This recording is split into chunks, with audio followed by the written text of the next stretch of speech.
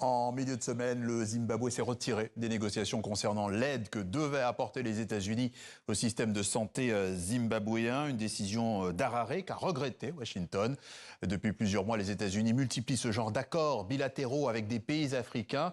Des accords qui sont censés compenser le fait que l'agence USAID a arrêté de financer plusieurs programmes de santé en Afrique. On en parle ce soir dans le choix de la rédaction. Bonsoir Lola Colomba. Bonsoir Patrice.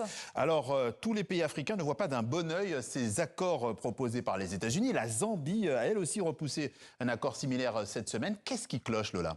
Eh bien, dans le cas du Zimbabwe, par exemple, les autorités craignent que les termes proposés ne constituent une menace contre l'autonomie du pays. Dans une lettre datée du 23 décembre dernier, le secrétaire aux Affaires étrangères zimbabwéen dénonce un protocole manifestement déséquilibré qui compromet et sape ouvertement la souveraineté et l'indépendance du pays. Et il y a quelques jours, le porte-parole du gouvernement, Nick Mangwana, a précisé que le Zimbabwe était invité à partager ses données de santé pendant une longue période, sans garantie correspondante d'accès aux innovations médicales qui pourraient résulter du partage de ces données. L'ambassade américaine a quant à elle regretté, vous l'avez dit, cette fin de non-recevoir en précisant que l'accord devait permettre le financement des programmes de santé zimbabwéens à hauteur de 367 millions de dollars sur 5 ans, notamment pour lutter contre le VIH, la tuberculose, la malaria, les maladies infantiles et les épidémies. Alors, et si la Zambie et le Zimbabwe ont dit non, 16 autres pays africains, eux, ont dit oui.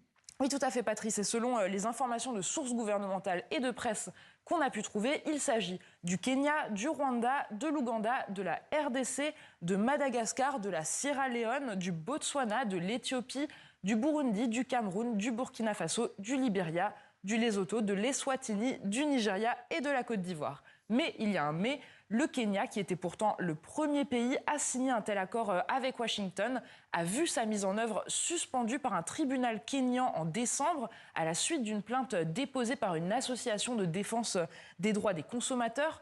Selon la BBC, les craintes portent justement sur la sécurité des données sanitaires des Kenyans. Cette semaine, le chef du Centre africain de contrôle et de prévention des maladies, Jean Kaseya, a également fait part de son inquiétude concernant ces accords. Enfin, certaines ONG spécialisées dans la santé, comme Health Gap, citées dans le journal Financial Africa, mais aussi le Guardian, dénoncent carrément un conditionnement des services de santé vitaux au pillage des richesses minières de certains pays. Toujours selon ces journaux, c'était effectivement la condition de l'aide américaine sanitaire à la Zambie, par exemple, un meilleur accès au secteur minier. Le choix de la rédaction et de décryptage signé Lola Colomba. Merci à vous.